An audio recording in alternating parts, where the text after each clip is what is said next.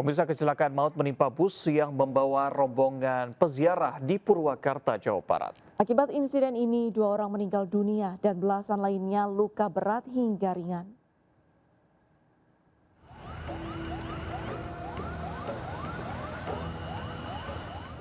Bus pariwisata yang mengangkut rombongan peziarah asal Tangerang ini ringsek usai terlibat kecelakaan di ruas tol Cipularang kilometer 80 Babakana Cikada, Purwakarta.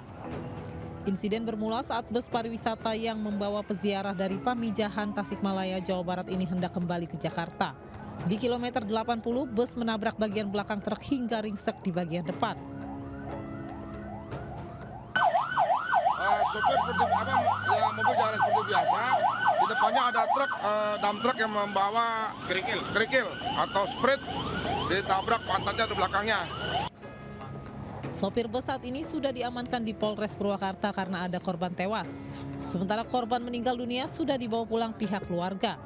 Adapun untuk korban luka baik berat maupun ringan masih dilakukan perawatan di Rumah Sakit Abdul Rajak, Purwakarta.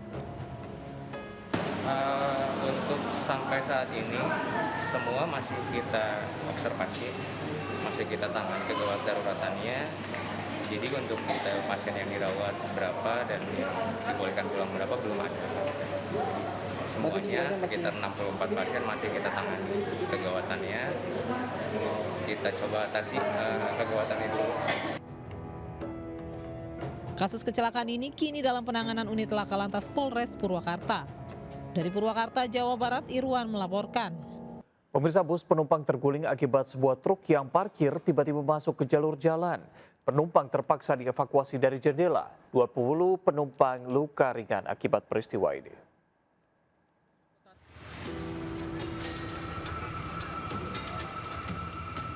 Kepanikan pasca kecelakaan bus terekam video amatir. Jumlah penumpang bus panik dan keluar melalui kaca jendela yang pecah. Bus penumpang antar kota antar provinsi Putra Pelangi terguling di jembatan kembar Jalan Lintas Sumatera Desa Aekloba, Asahan, Sumatera Utara.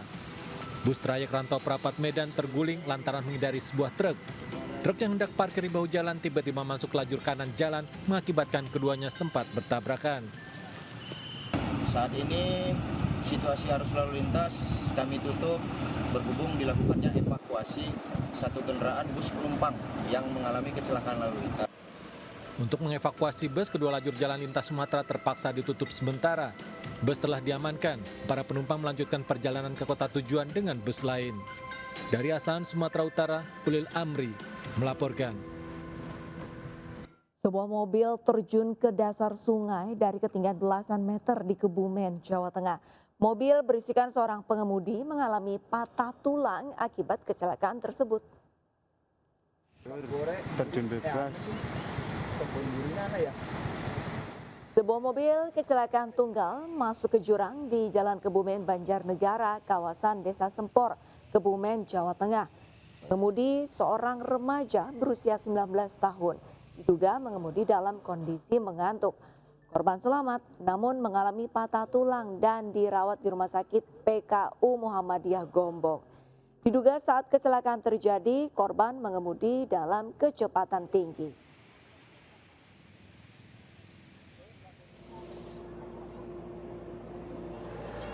Sementara itu, mobil wisatawan berpenumpang satu keluarga masuk ke jurang di kawasan Batang, Jawa Tengah. Kecelakaan terjadi lantaran pengemudi tidak menguasai medan dan hanya mengikuti petunjuk aplikasi peta online. Mobil berpenumpang satu keluarga dari Bekasi, Jawa Barat dengan tujuan berwisata ke kawasan Dieng, Banjarnegara. Setibanya di lokasi dengan tanjakan terjal, ban mobil slip hingga mobil mundur dan terjun ke jurang. Seluruh penumpang selamat, hanya mengalami luka ringan.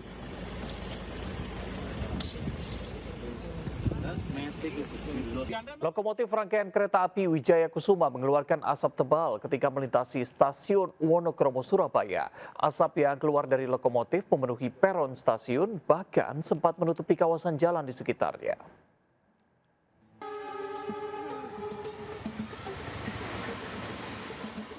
Kereta melintas ketika dengan kecepatan tinggi membuat calon penumpang gempar. Rangkaian kereta melaju tanpa berhenti di stasiun dengan lokomotif menyemburkan asap hitam tebal. Rangkaian kereta api Wijaya Kusuma akhirnya berhenti di kawasan Jalan Jetis Kulon, Surabaya. namun asap hitam tetap mengepul hingga menjadi tontonan warga sekitar. Kereta kemudian mundur ke stasiun terdekat, Stasiun Wonokromo, Surabaya. PT KAI Daob 8 Surabaya mengakui terjadi kerusakan pada lokomotif. Kepada penumpang, khususnya penumpang kereta api Wijaya Kusuma dari Jember, Surabaya tujuan akhir ke Purwokerto, perjalanannya terganggu karena adanya gangguan lokomotif yang mengeluarkan asap tebal antara stasiun Wonokromo, stasiun Sepanjang pada pukul 17.37 waktu Indonesia Barat barusan. PT KAI akhirnya mengganti lokomotif yang bermasalah. Para penumpang tetap menggunakan kereta yang sama dengan lokomotif pengganti. Kerusakan pada KAI Wijaya Kusuma tidak berdampak pada perjalanan KA lainnya. Hanya kereta api Wijaya Kusuma yang mengalami keterlambatan. Dari Surabaya, Jawa Timur, Rahmat Ilyasan melaporkan. Tingginya genangan air di perumahan Pepelegi Waru membuat sejumlah warga lanjut usia dievakuasi petugas BPBD Jatim di Sidoarjo. Aktivitas warga lumpuh akibat banjir yang terjadi sejak Selasa lalu.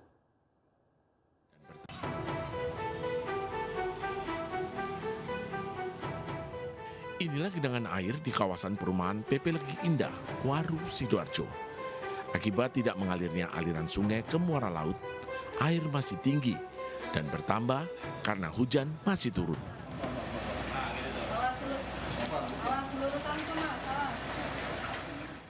Ketinggian genangan air mencapai 50 cm. Aktivitas warga lumpuh akibat banjir yang terjadi sejak Selasa lalu. BPBD Jawa Timur mulai mengevakuasi warga lanjut usia keluar dari lokasi banjir. Dengan menggunakan mobil, warga lansia yang berumur lebih dari 60 tahun dievakuasi keluar, diungsikan ke rumah keluarga atau kerabat di luar lokasi. Tadi kita evakuasi ke pinggir jalan dan menggunakan kendaraannya dari pinggir.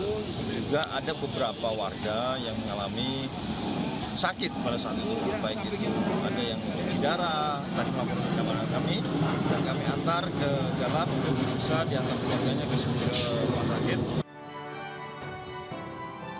Di kawasan Sidoarjo Utara, kondisi paling parah akibat banjir saat ini terjadi di desa Pepelegi Waru. Dari Sidoarjo, Jawa Timur, Pramono Putra melaporkan. Hingga hari ketiga, balita yang terseret arus di selokan saat bermain hujan masih belum ditemukan. Petugas gabungan dari tim Basarnas bersama BPBD Kota Surabaya masih berusaha untuk melakukan pencarian dengan memperluas penyisiran.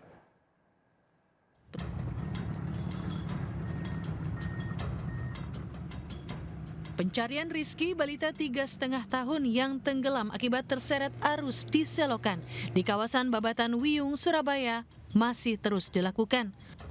Petugas gabungan masih berusaha melakukan pencarian dengan memperluas penyisiran di sepanjang Kali Makmur yang berjarak sekitar 2 km dari lokasi kejadian. Pencarian korban menemui kendala dengan banyaknya tanaman liar serta kondisi Kali Makmur yang berliku. Kita menghadapi kendala yaitu di Jenggodo. Ada beberapa titik itu mengalami pendangkalan.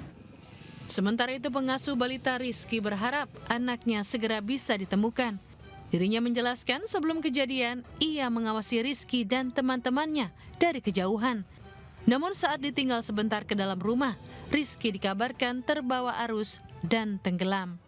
Saya duduk di kursi itu nungguin anak-anak itu. Nggak ada anak-anak jalan ke timur itu nggak ada, Pak.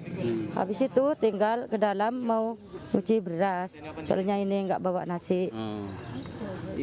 Yang perempuan itu udah panggil saya, udah Rizky itu kintir air gitu. Orang tua balita Rizky diketahui bekerja di Malaysia. Pasca peristiwa ini terjadi, orang tuanya masih belum bisa pulang ke Indonesia. Dari Surabaya, Jawa Timur, Hari Tambayong melaporkan. Pemirsa, maraknya joki petunjuk arah yang meresahkan warga di kawasan Puncak Bogor. Petugas gabungan melakukan penertiban dan mengamankan belasan joki. Razia ini menyusul maraknya aksi joki saat musim liburan, baik melakukan pemerasan maupun kekerasan pada wisatawan.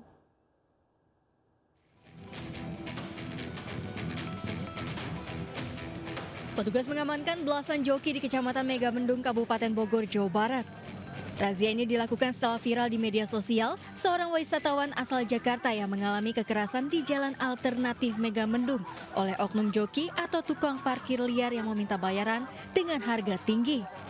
Belasan joki dan juru parkir liar yang diamankan dibawa ke Kecamatan Megamendung guna mendapatkan pembinaan agar memberi rasa aman dan nyaman kepada wisatawan saat berlibur akhir pekan dan Nataru di kawasan Puncak. Ini akan kita lakukan secara terus-menerus sampai wilayah Kecamatan Megamendung terbebas dari parkir liar, Pak Ogah, atau joki yang mengarahkan pariwisata jalan dengan imbalan uang yang cukup besar. Itu tidak boleh lagi ada di wilayah kami. Adapun yang diamankan sekarang, kalau memang nanti hasil kita interogasi ada perbuatan melawan hukum tindak pidana, kita tindak lanjuti. Namun demikian apabila ini tidak ada, kita pembinaan.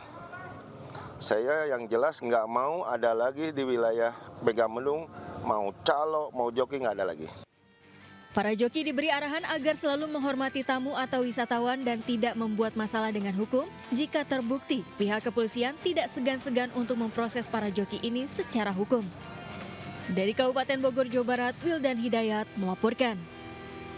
Pemirsa, usai ditetapkan sebagai tersangka terkait dengan kasus suap dan perintangan penyidikan Harun Masiku, Sekjen PDIP Hasto Kristianto menyatakan siap mengikuti seluruh proses hukum yang berlaku.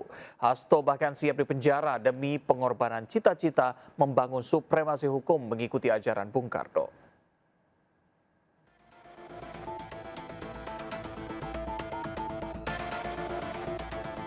Usai ditetapkan sebagai tersangka oleh KPK terkait kasus suap dan perintangan penyidikan Harun Masiku, Sekjen PDIP Hasto Kristianto angkat bicara. Meski ia menyebut kasus ini merupakan resiko dari sikap kritisnya terhadap kekuasaan, Hasto menyatakan siap mengikuti seluruh proses hukum yang berlaku.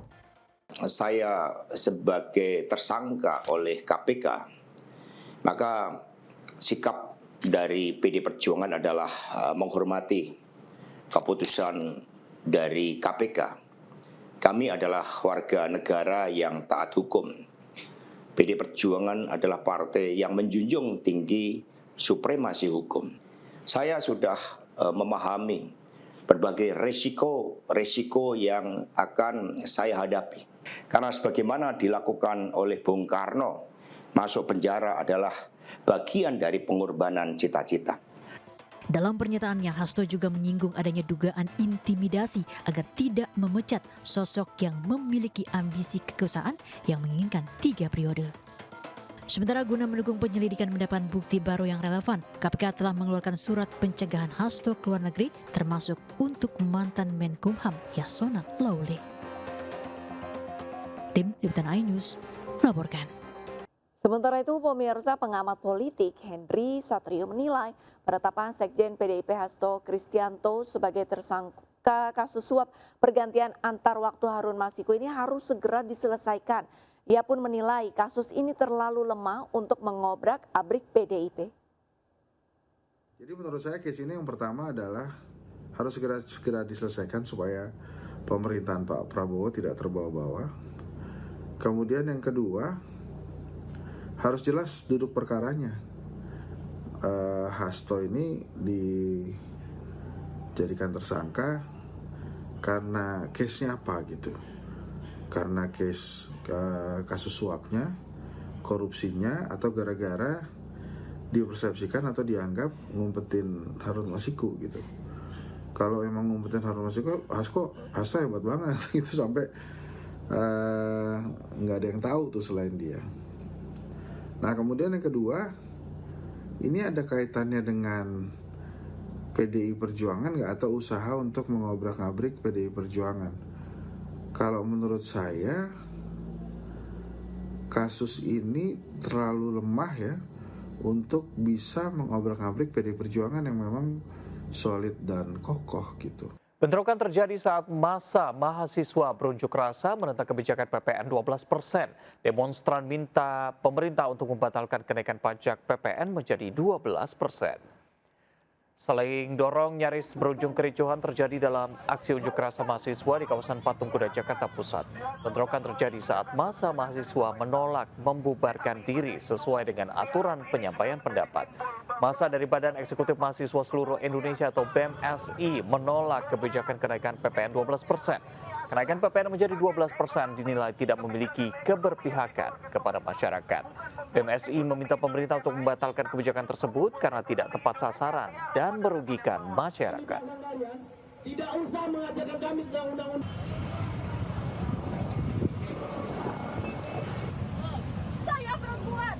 Merayakan momen Natal dan Tahun Baru, Pemprov Jakarta menggelar Pekan Monas di kawasan Monas, Jakarta. Menariknya ada atraksi air mancur dan beragam lampu cantik hingga 31 Desember 2024 mendatang. Berikut laporan dari Galuh Pandu dan juru kamera Muhammad Firmansyah. Pemirsa, tepat di belakang saya ada sebuah atraksi pertunjukan di Monumen Nasional, yaitu air mancur menari. Ini sangat atraktif pemirsa, jadi dapat dilihat bahwa ada air mancur yang menari meliuk-liuk mengikuti irama lagu yang diputar adalah lagu-lagu wajib nasional sebagai bentuk nasionalisme dan juga rasa cinta terhadap tanah air. Masyarakat di sini juga antusias untuk menyaksikan atraksi yang begitu memukau ditampilkan dalam Pekan Monas yang dilaksanakan oleh pemerintah Provinsi Jakarta mulai dari 25 hingga 31 Desember untuk merayakan Natal dan juga perayaan Tahun Baru 2025.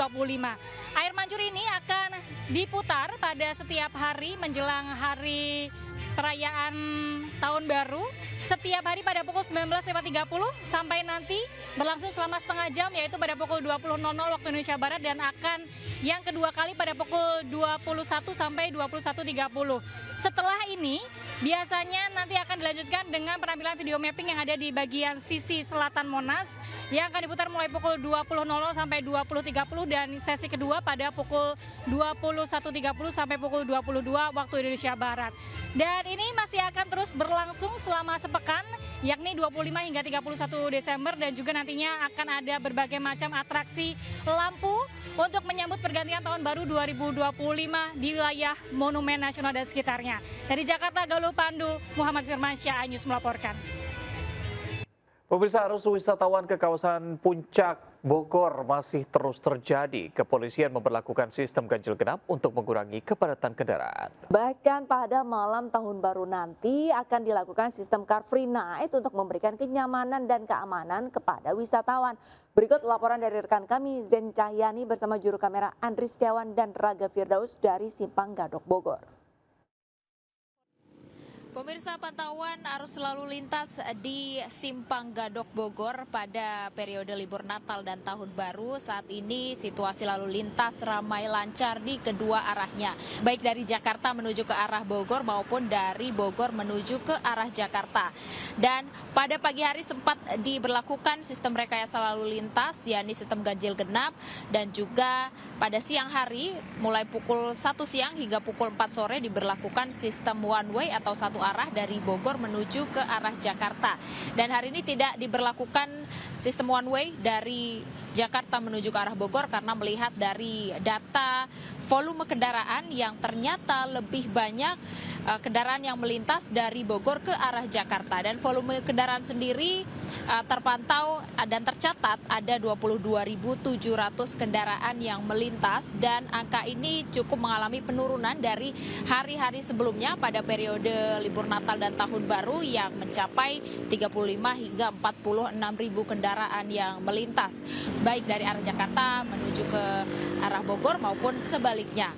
Dan imbauan dari pihak kepolisian kepada masyarakat yang ingin melakukan perjalanan berlibur ke kawasan Puncak Bogor, karena memang kawasan Bogor ini masih menjadi primadona bagi masyarakat untuk berlibur, terlebih pada masa libur Natal dan Tahun Baru. Imbauan kepada masyarakat untuk tetap berhati-hati dan juga memperhatikan apa saja yang dibutuhkan. Salah satunya yakni memperhatikan plat nomor mobil Anda, karena tidak menutup kemungkinan dari pihak kepolisian akan terus melakukan rekayasa lalu lintas sistem ganjil genap di jalur utama menuju ke arah Puncak Bogor. Dari Bogor, Jawa Barat, Jen Cahyani bersama juru kamera Andri Setiawan dan Raga Firdaus melaporkan. Ribuan masyarakat kota Banda Aceh hadiri puncak acara peringatan tsunami di halaman Masjid Raya Baitur Rahman, Banda Aceh. Zikir dan doa bersama dilakukan untuk mengenang peristiwa yang terjadi 20 tahun silam.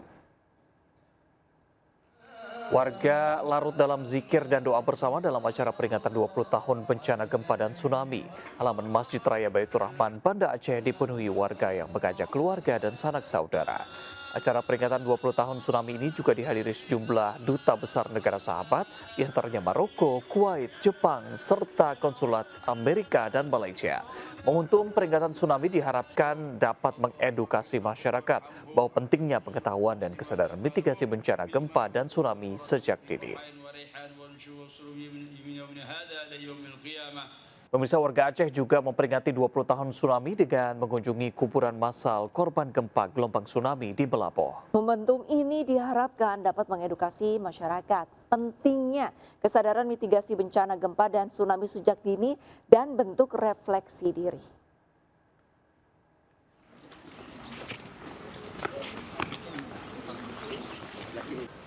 Tabur bunga dan doa bersama dilakukan di kuburan massal korban gempa gelombang tsunami di Desa Suak Indrapuri, Kecamatan Johan Pahlawan, Kabupaten Aceh Barat, Aceh. Kegiatan ini menjadi agenda tahunan warga Aceh untuk mengenang dan memperingati 2 dekade atau 20 tahun bencana tsunami yang melanda Aceh pada tahun 2004 silam. PJ Bupati Aceh Barat Azwardi menegaskan bencana gempa dan tsunami yang terjadi pada 20 tahun silam jadi salah satu bentuk ikhtiar dan refleksi diri. Selain doa bersama, pemerintah setempat bersama warga juga menggelar tausiah agama dan menyantuni sebanyak 200 anak yatim.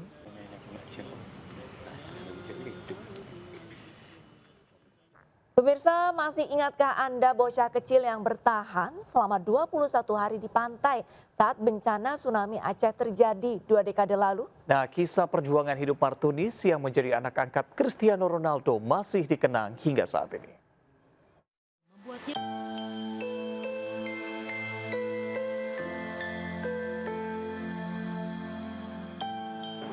Inilah jersey yang dipakai Martunis saat bencana gempa dan tsunami terjadi di Aceh 20 tahun silam. Jersey timnas Portugal ini membuatnya bisa bertemu dengan sederet bintang sepak bola ternama pasca bencana yang terjadi hampir di seluruh wilayah Serambi Mekah. Termasuk dikenal menjadi anak angkat dari Cristiano Ronaldo.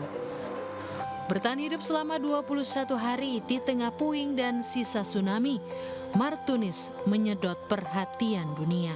Luar biasa karena saya bisa bertahan hidup selama 21 hari di pinggiran pantai. Saat itu saya juga merasa sedih karena kehilangan ibu, adik dan kakak. Buah hikmah bagi saya karena di balik musibah itu memang saya bisa bertemu dengan bintang-bintang sepak bola dunia seperti Ronaldo. Martunis yang saat itu berusia 7 tahun ditemukan terdampar di rawa tepi pantai kawasan Alwenaga. Bagaimana cara ia bisa bertahan hidup masih dikenangnya. Kemudian di hari ke-17 saya tidak mempunyai makanan lagi, cuma tinggal sisanya. Jadi di waktu itu saya sempat mencoba untuk minum air hujan karena memang air mineral saya memang stoknya memang sudah habis. Jadi saya mencoba. Sepak bola menjadi alasan Martunis yang kini berusia 27 tahun untuk tetap kuat menjalani hidup. Cristiano Ronaldo atau CR7 menjadi sosok yang spesial dan menjadikan motivasinya hingga saat ini. Trauma ini belum hilang di pikiran saya. Yang membuat saya kuat itu mungkin karena hobi saya itu main bola. Jadi ketika saya main bola, saya selalu nonton video seperti video motivasi atau video inspirasi dari Ronaldo. Dan saya selalu menikmati sepak bola. Bagaimana saya bisa melupakan kejadian 20 tahun yang lalu. Pengalamannya bertemu Ronaldo pertama kali saat berumur 8 tahun, sekaligus diberikan kesempatan untuk menimba ilmu sepak bola di Akademi Sporting Lisbon saat berusia 18 tahun, membuatnya bangga. Dia juga sempat memberikan beasiswa untuk saya ketika masih kecil, dan dia adalah sosok yang hebat bagi saya dan juga saya sangat termotivasi dengan kerja kerasnya. Martunis yang dulu dikenal dengan julukan bocah ajaib, kini memilih jalan hidupnya sendiri. Bersama sang istri dan sahabatnya, kini ia memutuskan untuk menjadi seorang konten kreator. Pribadinya ya memang udah lama kenal, baik juga. Jadi semenjak kami jadi banyak buat konten berdua sama Martunis. Tragedi tsunami menyisakan banyak kenangan, baik yang pilu maupun menjadikan semangat. Martunis yang baru saja menjadi duta kemanusiaan global untuk sebuah platform digital ini menjadi salah satu contoh kegigihan seseorang dalam menjalani hidup. Dari kota Banda Aceh. Pemirsa, tahun baru identik dengan sesuatu yang baru. Namun untuk urusan penampilan ternyata trendy nggak harus baru dan mahal. Nah, seperti tren thrifting nih yang memang lagi hits beberapa waktu belakangan begitu ya. Anak muda memang suka banget membeli barang-barang bekas dengan kualitas yang masih layak pakai dan bisa dibawa pulang dengan harga mulai dari Rp50.000. Kita lihat seperti apa ya.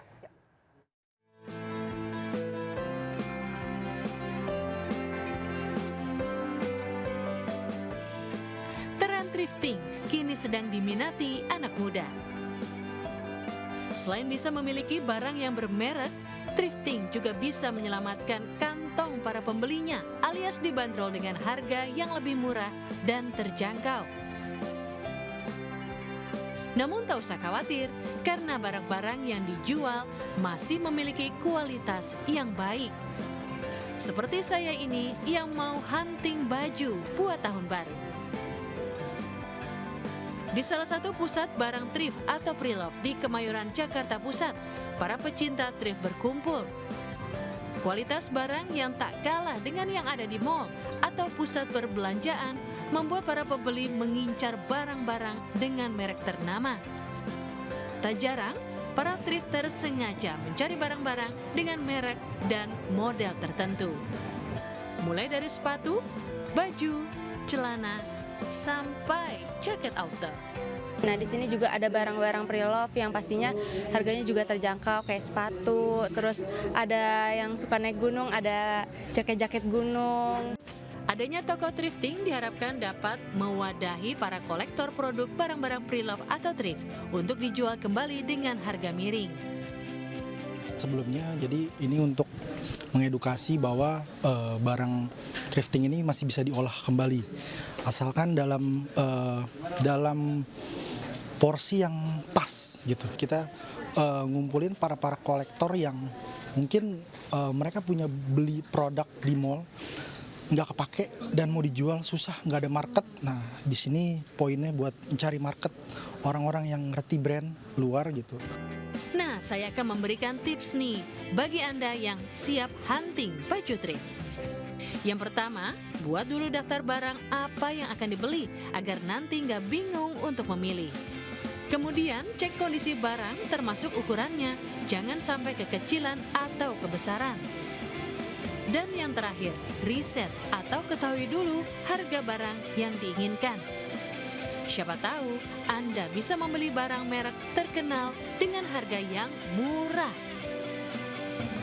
Tada, pemirsa, nah inilah baju pilihan saya yang sangat sporty ya. Nah, bagi pemirsa pokoknya udah lihat saya udah dapat sweater, celana sama sepatu dengan yang merek cukup terkenal, namun dengan harga yang terjangkau dan tapi kualitasnya bagus banget. Ya pemirsa, jangan mau kalah sama saya untuk tahun depan ya. Pastinya cari-cari baju tidak hanya di mall, namun baju pre-love atau thrifting juga masih memiliki kualitas yang oke dan harga yang terjangkau. Dari Jakarta, Alina Iyasya dan Dede Rudi, Ainis melaporkan. Nah, mengisi libur panjang sekolah, kami akan ajak Anda untuk menghabiskan waktu mengasah kreativitas seni dengan beragam teknik dan media yang unik. Ya, selain menyenangkan, aktivitas ini juga bisa melatih kreativitas dan merangsang koordinasi motorik anak. Penasaran? Berikut liputannya.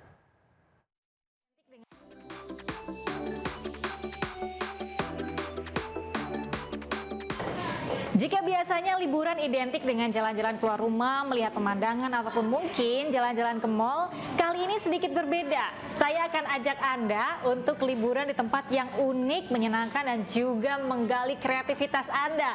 Seperti apa keseruannya? Ikuti saya.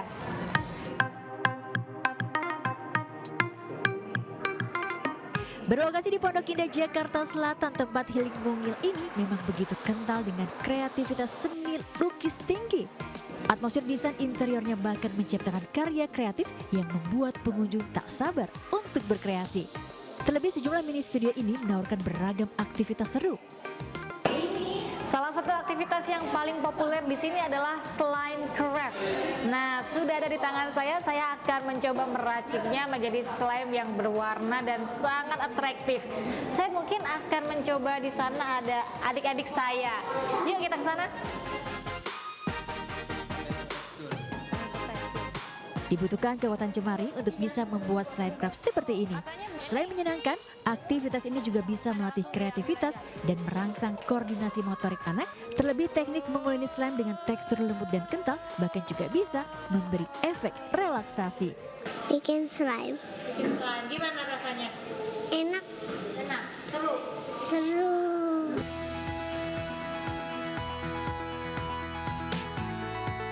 Aktivitas lain yang tak kalah seru adalah mewarnai bear brick, yakni boneka bentuk beruang yang populer di Jepang. Menariknya, pengunjung di sini bebas untuk mewarnai bear brick polos dengan 4 pilihan warna yang diinginkan. Uniknya lagi nih, teknik mewarnai bear brick dilakukan dengan menyiramkan keempat warna pada boneka seperti ini. Aktivitas ini selain mudah dilakukan untuk semua kalangan usia, juga bisa mengasah daya kreativitas anak mengkombinasikan warna pada media boneka. Dan tara, inilah hasil kreasi bear brick buatan saya. Untuk paling populer di sini kita splash art, terus ada bear brick painting sama motion art. Itu 3 activity yang paling ini. Terus juga slime juga paling favorit. Ada lagi aktivitas yang gak kalah unik, yakni spread art jamming, di mana teknik melukisnya cukup unik. Pengunjung bisa menembakkan warna dengan pistol, spatula, maupun balon ke kanvas. Saya akan mencoba melemparkan balon yang berisi dengan warna, dilemparkan ke kanvas dan akan meninggalkan noda di kanvas berupa warna-warna yang menarik. Kita coba ya. Lemparnya harus kencang. Kita coba.